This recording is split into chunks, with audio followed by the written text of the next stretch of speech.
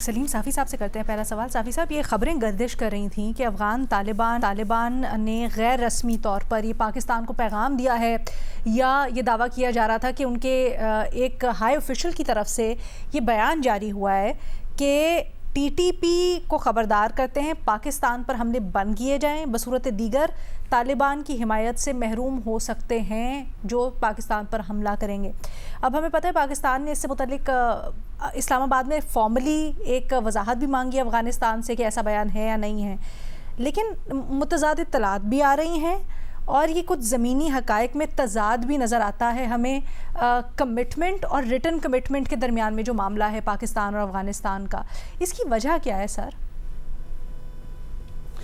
دیکھیں، ایک بات تو زبانی طور پر جتنے بھی مذاکرات ہوئے ہیں اس کے دوران طالبان یہ کہتے ہیں کہ ہماری سرزمین کسی اور کے خلاف استعمال نہیں ہوگی، لیکن ٹی ٹی پی سے متعلق اسپیسیفک اس طرح کا بیان دینا یا پھر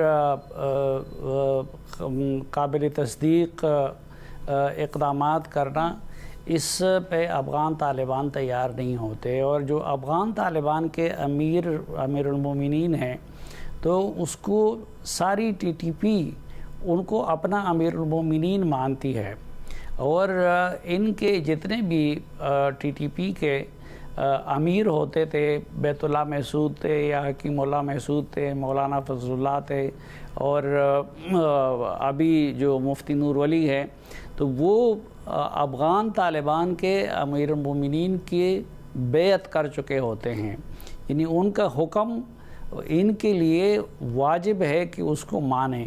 تو اگر اس طرح کا حکم انہوں نے دیا ہوتا تو میرے خیال میں اس کے بعد طالبان ٹی ٹی پی والے کبھی بھی کوئی کارروائی نہیں کر سکتے ہیں کسی سے ایشو سے متعلق بھی۔ اگر امیر المومنین کا حکم ان کو ملے تو اس سے پھر یہ لوگ سر منہ بھی انحراف نہیں کر سکیں گے۔ اور دوسرا، جو طالبان کے اپنے کنٹیکٹ کے ذرائع ہیں یا اس طرح علمارہ کا فورم ہے، تو مجھے تو ابھی تک ان ذرائع سے اس طرح کی کوئی خبر نہیں ملی ہے کہ امیر المومنین جو طالبان کے ہیں انہوں نے اس طرح کی کوئی ہدایات دی ہوں۔ اور میں نے آپ سے عرض کیا کہ اگر ان کی طرف سے ہدایت آ جائے تو وہ پھر کوئی اسی طرح ذرائع سے اور ان چیزوں سے نہیں ہوگی، وہ پھر کل کے ہوگی۔ اگر ان کی ہدایت آئی ہے تو وہ کل کے افغان حکومت جاری کر سکتی ہے۔ تو افغان حکومت نے تو آفیشلی میڈیا کو جاری نہیں کیا ہے، نہ ذبیح اللہ مجاہد کی طرف سے اس طرح کی کوئی چیز آئی ہے، نہ علمارہ کی طرف سے اس طرح کی کوئی چیز آئی ہے، تو میں تو اس لیے اس کی تصدیق نہیں کر سکتے۔ اچھا صافی صاحب، بس گفتگو کے غرض سے اگر ایسا کوئی بیان آتا ہے، کیونکہ پاکستان کو تو یہ سٹیٹمنٹ ہے نا کہ ہمیں ریٹن لکھ کے دیا جائے، تو اگر کوئی لکھت پڑھت میں نہیں دیا جاتا اور اس طرح کا کوئی بیان بھی دیا جاتا ہے امیر المومنین یا پھر ان کے سپریم لیڈر کی طرف سے، تو اس کی حیثیت ہوگی اور آپ کو لگتا ہے وہ پاکستانی اتھارٹیز کو قابل قبول ہوگا؟ جی بالکل، میں نے آپ سے عرض کیا نا کہ جتنے بھی ٹی ٹی پی والے ہیں وہ ان کے امیر وہ بیعت کر چکے ہیں افغان طالبان کے امیر المومنین کی، اور شرعی لحاظ سے بیعت کی بڑی غیر معمولی اہمیت ہوتی ہے، اس سے پھر امیر المومنین کے احکامات سے انحراف نہیں کیا جا سکتا۔ یعنی آپ سمجھتے ہیں کہ اگر صرف بیان بھی آ جاتا ہے کسی لکھت پڑھت میں، تو اگر ڈائریکٹیو کی جگہ ان کی طرف سے اس طرح کا کوئی فتویٰ آیا، کوئی بیان آیا، تو پھر ٹی ٹی پی والوں کو انہیں ماننا پڑے گا۔ سر ٹی ٹی پی والوں کو تو ماننا پڑے گا، میں پاکستان کے پرسپیکٹیو سے بھی پوچھ رہی ہوں، کیونکہ پاکستان ہمیشہ سے کہتا ہے نا کہ افغانستان گارنٹی لے طالبان کی، اور طالبان کارروائیاں نہیں کریں گے اس کی۔ تو اگر اس طرح کا کوئی بیان آ جاتا ہے تو وہ کیا گارنٹی کے برابر ہوگا، اور کیا اس طرح کا کوئی بیان پاکستانی میرے خیال میں جو مذاکرات ہوتے رہے، تو ان مذاکرات کے دوران پاکستان کی طرف سے اس طرح کی تجویز کئی بار دی جا چکی ہے۔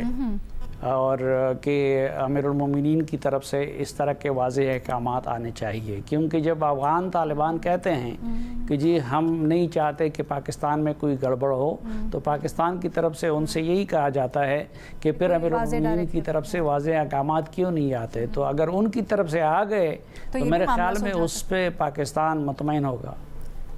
ٹھیک ہے، تھینک یو سو مچ سلیم صافی صاحب۔ اب دیکھتے ہیں کہ کیا اس افغانستان کی طرف سے جواب آتے ہیں، آبویسلی اس کے اوپر بھی تجزیہ تبصرہ کریں گے۔ ارشاد بھٹی صاحب سے سوال کرتے ہیں۔ بھٹی صاحب، وفاقی حکومت سول بیوروکریسی میں شفافیت احتساب کو یقینی بنانے کے لیے نئے قواعد نافذ کیے ہیں۔ ان کے تحت سول سرونٹس کی غیر ملکی یا دوہری شہریت کو چھپانا مس کانڈکٹ کے زمرے میں آئے گا۔ غلط معلومات دینے، حقائق چھپانے پر ملازمت سے برطرف بھی کیا جا سکتا ہے۔ یہ مؤثر قدم ہوگا؟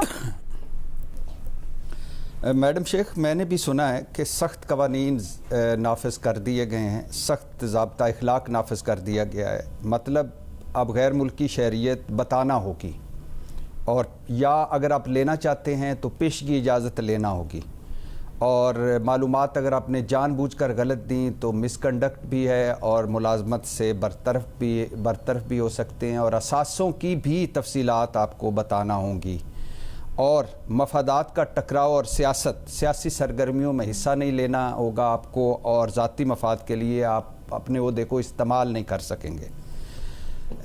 میڈم شیخ، اب میں حیران ہوتا ہوں کہ یعنی احتساب کس نے کرنا ہے اس ملک میں؟ کون ہے جو اس قابل ہے کہ جو احتساب کر سکے؟ کیا کوئی ہے اس وقت جو سارے اقتدار میں ہیں، یہ اس قابل ہیں کہ کسی کا احتساب کر سکے؟ یہ سارا کچھ جو کچھ بھی ابھی آپ نے بھی پڑھا، میں نے بھی، اس کا مقصد بتایا گیا شفافیت کو یقینی بنانا، احتساب کو یقینی بنانا۔ تو شفافیت ہے اس حکومت میں؟ احتساب جن کا ہونا تھا وہ تو جن پر فرد جرم جس دن عائد ہونی تھی اس دن وہ وزیر اعظم بن گئے، تو کیا یہ بالا تر ہیں اس سارے قوانین سے؟ کیا ان کی باہر ساتھ ساتھ بر اعظموں میں گھر نہیں ہے؟ اور جب یعنی ایک فہرست پہلے آئی تھی بیوروکریٹس کی کہ پتہ نہیں ہزاروں لوگ دوہری شہریت رکھ رہے تھے، اور پھر خواجہ آصف صاحب نے بھی ایک بیان دیا کہ پرتگال میں شہریت لے رہے ہیں، تو آپ ساروں کے اقام میں، پنام میں، اور یہ سارے ایون فیلڈ، سرے محل، اور جو Dubai leaks, Pandora leaks, Swiss leaks, یہ کیا ہیں؟ آپ کس کو بیوقوف بنانا چاہتے ہیں؟ آپ نے نہیں بنایا اس بیوروکریسی کو سیاسی، آپ نے نہیں کیا اس بیوروکریسی کو خراب، آپ نے نہیں کہا کہ یہ میرا افسر ہے، یہ تیرا افسر ہے۔ مجھے کئی افسر ملے ہیں جو آج او ایس ڈی ہیں 4 سال سے۔ کیوں؟ کیونکہ وہ عثمان بزدار کے ساتھ تھے۔ کیوں؟ کیونکہ وہ عمران خان کے ساتھ انہوں نے سروس کی ہے۔ تو یہ وہ لوگ ہیں جنہوں نے اس ملک کا سوا ستیہ ناش کیا۔ کتنے قوانین اور نافذ کر لیں گے؟ لسٹ اگر مثال کے طور پہ کوئی بیوروکریٹ ہے، اس نے دوہری شہریت ہے، اس نے بتا دیا، تو پھر آپ کیا کر لیں گے اس کا؟ کیا آگے کچھ ہے؟ اس کو نوکری سے نکال دیں گے، یعنی ختم کر دیں گے اس کی نوکری؟ تو پھر تو سمجھ آتی ہے۔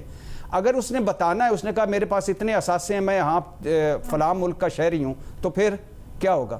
تو یہ سارے ایسے، جب تک میڈم شیخ اس ملک میں یاد رکھیں، اوپر سے قربانی نہیں ہوگی، اوپر سے احتساب نہیں ہوگا، اوپر سے لوگوں کی دھلائی صفائی ستھرائی نہیں ہوگی، نیچے کچھ بھی نہیں ہوگا۔ یہ سارے بنا لیں جتنے قوانین، لیکن کچھ بھی ہونے والا نہیں ہے۔ یہ جب آپ خود صاف نہیں ہے، نیچے کیا شفافیت ہوگی؟ جب آپ کو خود قابل احتساب نہیں ہے، ہونا چاہیے تھا، نیچے کیا احتساب؟ آپ کو نہیں لگتا ہے قدم مؤثر ثابت ہوگا؟ تھینک یو سو مچ بھٹی صاحب۔ محمد، آپ سے سوال یہ ہو رہا ہے کہ کچھ روز پہلے وفاقی وزیر خزانہ محمد اورنگزیب نے NFC ایوارڈ میں ترمیم یا تبدیلی کا عندیہ دیا، اور یہ کہا کہ آبادی میں کمی لانے والے صوبوں کو وسائل میں زیادہ حصہ دیا جائے گا۔ کیسی تجویز ہے؟ میرا خیال ہے احسن اقبال صاحب نے بھی کچھ عرصہ پہلے اسی طرح کی رائے کا اظہار کیا تھا، یا اس طرف اشارہ کیا تھا۔ جی دیکھیں لینا، میری نظر میں اس سے پہلے بھی بات کر چکی ہوں کہ 4 جو ہیں وہ بڑی پرابلمز ہے پاکستان کی۔ ایک تو آبویسلی اکنامک گروتھ ہے، ہماری اکانومی ہے، دوسرا دہشت گردی ہے، پھر کلائمیٹ چینج ہے، اور یہ جو پاپولیشن بلج اور جو گروتھ ہو رہی ہے، یہ ایک بہت بڑا ایشو ہے ہمارے لیے۔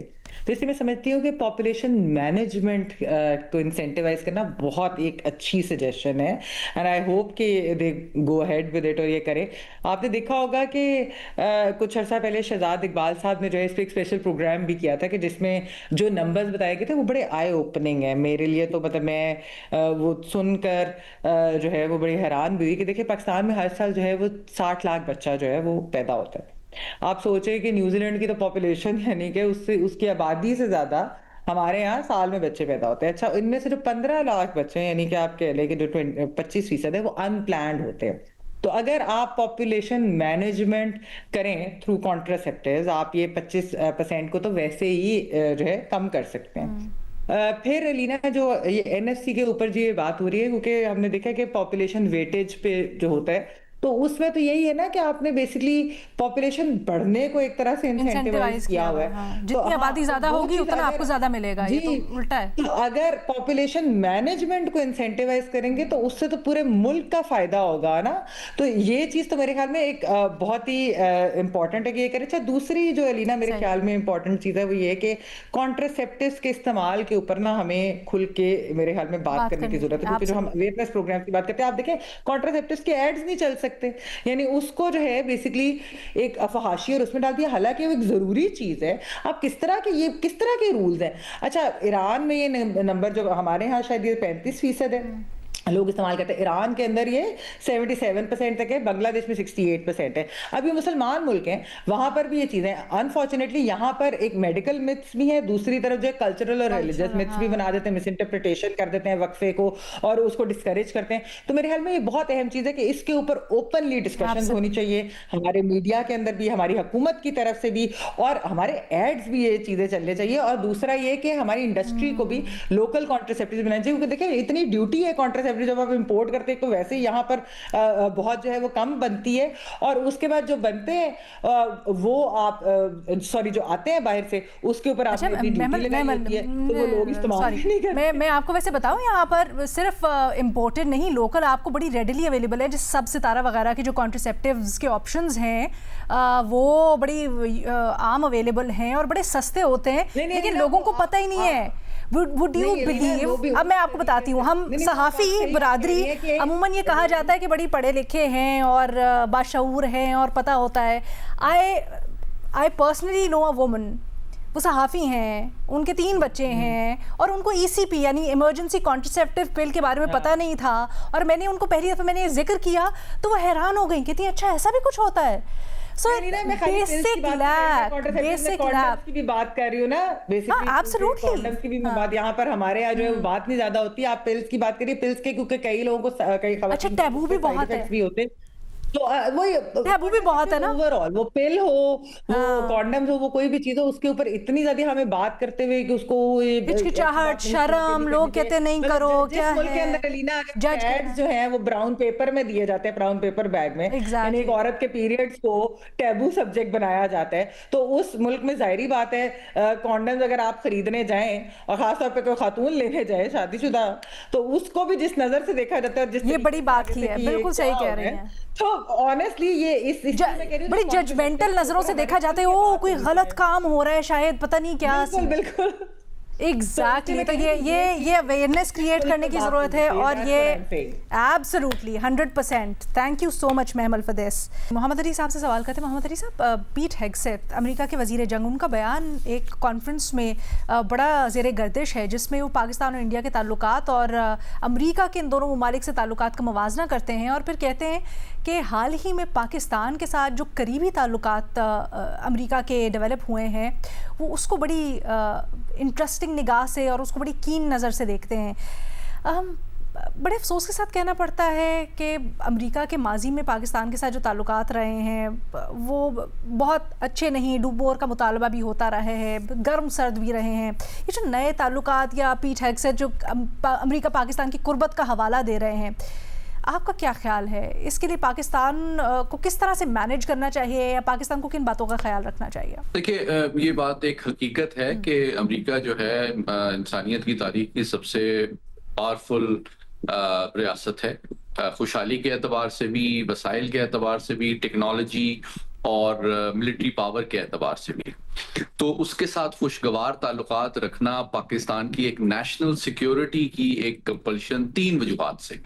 ایک تو یہ کہ پاکستان جو ہے اس کے ساتھ ایک ایسی ریلیشن شپ رکھنا چاہتا ہے کہ پاکستان کو مختلف تعاون کے معاملات اور مواقع میسر آئیں سیکیورٹی میں، ڈیفنس میں، ٹیکنالوجی کی ایکسیس کے حوالے سے۔ دوسری چیز ہماری معاشی معاملات میں امریکہ کے ساتھ موجودہ جو سچویشن ہے پاکستان کی معاشی، اس کے حوالے سے سب سے کرٹیکل ریلیشن شپ دو اعتبار سے ہے۔ ایک تو یہ کہ ہماری سب سے بڑی ایکسپورٹ مارکیٹ امریکہ ہے، اور ہم چاہتے ہیں اور ہماری کوشش اور خواہش ہے کہ ان ایکسپورٹس میں مزید اضافہ ہو اور مارکیٹ ایکسیس ہماری صنعتی شعبے کو، ہماری جو خاص طور پر ٹیکسٹائل ہے وہ بڑھے۔ تیسرا اسپیکٹ جو ہے وہ ہمیں چونکہ بدقسمتی سے بہت دفعہ آئی ایم ایف اور ورلڈ بینک سے رجوع کرنا پڑتا ہے، تو اس میں بھی امریکہ کا اثر و رسوخ ایک بڑا اہم رول پلے کرتا ہے جب بھی پاکستان کو ریلیف چاہیے ہوتا ہے عالمی معاشی اداروں سے۔ اور تیسرا اسپیکٹ جو ہے وہ میں سمجھتا ہوں کہ جنرلی بھی اب امریکہ لاسٹ ایئر پاکستان نے جو کامیابی حاصل کی بھارت کے خلاف جنگ میں، اب پاکستان کو اور مشرق وسطیٰ میں جو کوششیں ہیں اس حوالے سے بڑا اہم رول دیکھتا ہے مسلم دنیا کے ایک لیڈر کے طور پہ، ایک نیٹ سٹیبلائزر کے طور پہ، اور امن کی کوششوں میں جس طرح پہلے بھی میں نے گزارش کی، ایک جانب نتن یاہو صاحب ہر دفعہ اس مشرق وسطیٰ کی کوششوں کو سبوتاج کرنے کی کوشش کر رہے ہیں، لیکن پاکستان کی جو فوجی قیادت ہے وہ مسلسل دیرپا امن کے لیے جو کوششیں مشرق وسطیٰ میں کر رہی ہے، اس سے یہ ثابت ہوتا ہے کہ پاکستان نہ صرف جنوبی ایشیا بلکہ امریکہ اس کو پورے عالم اسلام اور مشرق وسطیٰ کے اندر بھی ایک لیڈنگ رول ایکسپیکٹ بھی کرتا ہے پاکستان سے، اور اس کو اپریشیٹ بھی کرتا ہے۔ محمد علی صاحب، اٹس ویری انٹرسٹنگ جب آپ امریکہ کا لفظ استعمال کرتے ہیں، کیا ہمیں یہ جو تعلقات ہیں نئے، ان کو صرف امریکی اسٹیبلشمنٹ اور امریکہ ایز اے ملک ان کے ساتھ تعلقات کے زمرے میں دیکھنا چاہیے، یہ صرف ٹرمپ کے ساتھ اور ٹرمپ ایڈمنسٹریشن کے ساتھ تعلقات ہیں؟ بہت اہم سوال ہے۔ دیکھیں، کوئک آنسر اس کا یہ ہے کہ ہمارے تعلقات ٹرمپ صاحب کے ساتھ بھی امپورٹنٹ ہیں، لیکن صرف ٹرمپ صاحب کے ساتھ نہیں۔ ہماری ایک بائی پارٹیزن انگیجمنٹ ہماری ہونی چاہیے، ساتھ ہی ساتھ ہمارا ایک جو چوتھا ایک برج ہے وہ ہماری ایک بہت بڑی وائبرنٹ اور ایکٹیو ڈائسپورا جو امریکہ میں موجود ہے، جو کہ خود امریکہ کی ترقی اور خوشحالی میں ایک بڑا امپورٹنٹ رول پلے کر رہی ہے۔ 15,000 سے زیادہ ہمارے ڈاکٹرز ہیں وہاں پہ، اور میں سمجھتا ہوں جن کی کنٹریبیوشن کا اعتراف جو ہے امریکہ بھی کرتا ہے۔ تو یہ میں سمجھتا ہوں کہ ہمارے معاشی تعلقات ہوں، معاشرتی تعلقات ہوں، سماجی تعلقات ہوں، تجارتی تعلقات ہوں یا دفاعی تعلقات ہوں، یہ تمام ڈومینز میں ہمیں اس سے استفادہ کرنے کی ضرورت ہے۔ اور جن معاملات پہ امریکہ نے ہم پہ دباؤ ڈالا، فار ایگزامپل ہمارے ایٹمی پروگرام کے حوالے سے، اس میں ہماری ہر فوجی یا سیاسی قیادت نے اس دباؤ کو برداشت کیا، اور قومی مفاد کے آگے ہم کبھی بھی نہیں جھکے ہیں۔ تو میں سمجھتا ہوں ہمیں اعتماد کے ساتھ اور کلیئرٹی کے ساتھ امریکہ سمیت دنیا کی ہر طاقت سے ڈیل کرنا چاہیے، لیکن آخری بات کہ یہ بھی ایکسپیکٹ نہیں کرنا چاہیے کسی بھی ملک سے، چاہے وہ امریکہ ہو یا چین ہو، کہ ہمارے داخلی اور معاشی مسائل جو ہے وہ کوئی ایک طاقت آ کے فوری طور پہ حل کر دے گی۔ یہ اگر ہمارے گھر کے مسائل ہیں تو وہ ہم نے خود ہی حل کرنے ہیں۔